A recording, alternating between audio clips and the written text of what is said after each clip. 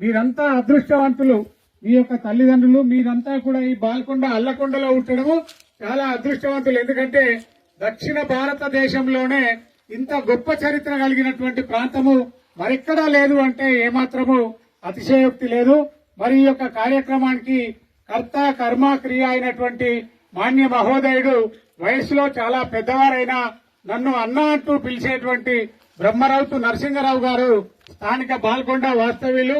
మరి పిలువగానే ఆహ్వానించగానే ఈ యొక్క కిల్లా పరిరక్షణ సమితి వర్కింగ్ ప్రెసిడెంట్ బ్రహ్మరౌతు నరసింగరావు గారి యొక్క ఆహ్వానం మేరకు ఇచ్చేసిన Shambhavi high school Balkonda, Naveen high school Balkonda, Krishnaveni high school Balkonda మరియు మీ హృదయపూర్వక ఆశీస్సుల్ని తెలియజేస్తా ఉన్నాం. మరి చరిత్ర అనగానే ఇవాళ స్థానిక చరిత్రలే తెలియనటువంటి కాలం. మీ పేరేందమ్మా? ఫలానా. మీ తల్లిదండ్రుల పేరు ఫలానా. మీ అమ్మా నాన్న తెలియదు అంటే స్థానిక కుటుంబ చరిత్రనే తెలియనటువంటి రోజులు. మరి ఈ యొక్క బాల్కొండ కిల్లాకు ఉన్నటువంటి చరిత్ర అంతా ఇంత కాదు. 12వ శతాబ్ది కంటే కూడా పూర్వమే ఇది దక్కన్ ప్రాంతంలోనే ఇంత పెద్ద చరిత్ర ఉన్నటువంటి కోటలు ఎక్కడ లేవు. కానీ ఆ కోటల చరిత్ర రాసేవారు చరిత్రల్ని విస్మరించారు. కాబట్టి ఈ యొక్క ఆవేదనతోనే కిల్లా బాల్కొండ కిల్లా పరిరక్షణ సమితి అని చాలా తన కాళ్లకు బల్పాలు కట్టుకుని ఢిల్లీ, హైదరాబాద్ అనేక పురావస్తు శాఖల్ని సందర్శించడం జరిగింది.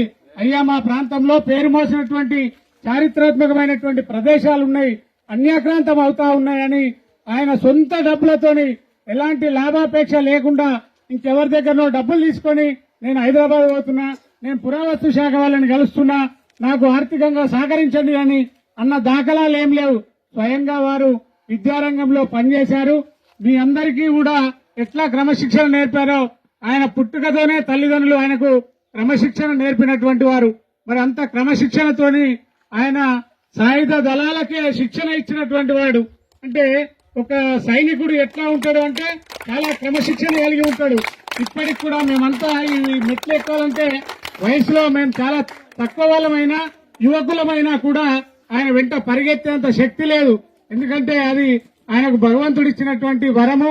అంతేకాకుండా యోగా, వ్యాయామము అనుక్షణము ఆయన యొక్క దినచర్య అట్లా ఉంటుంది. మరి అదొక్కటే ఉండడమే కాదు, ఈ కిల్లానే కాదు, బాల్కొండలా జరిగేటువంటి అనేకమైనటువంటి అవినీతిని కూడా అంతమొందించి న్యాయ పరిరక్షణ వైపు పయనింపజేయడంలో ఆ శ్రీరామచంద్రుడి యొక్క రామచంద్రుడు ఏమన్నాడంటే అతి స్వర్ణమయి లంకా సమయ లక్ష్మణారోచితే జననీ జన్మ భూమిశ్చ స్వర్గాదపి గరీయసి అంటాడు శ్రీరామచంద్రుడు. అట్లాంటి ఏమన్నమాట అంటే తాను పుట్టినటువంటి నేల బంగారం కంటే కూడా చాలా గొప్పది. మరి అట్లాంటి బంగారు నేలలో మీరందరూ కూడా జన్మించారు అంటే పుణ్యాత్ములే, ధన్యాత్ములే.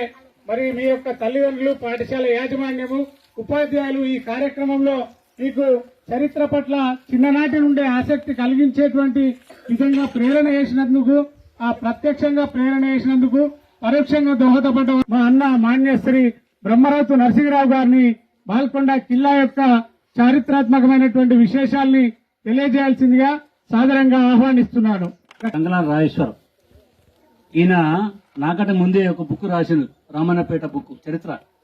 చరిత్రకారులు కిల్లాలో ప్రతి రాయి, ప్రతి మట్టి, ప్రతి శిల్పాన్ని ఇట్లా ముట్టి చూసిండు. ఇది ఇక్కడ ఎప్పటిది రాయి చూసి ఏర్పాటు చేసే మనిషి గొప్ప వ్యక్తి. ఆ బుక్ రాయక ముందు ఇక్కడ కిల్లా మొత్తం తిరిగినాం మేము.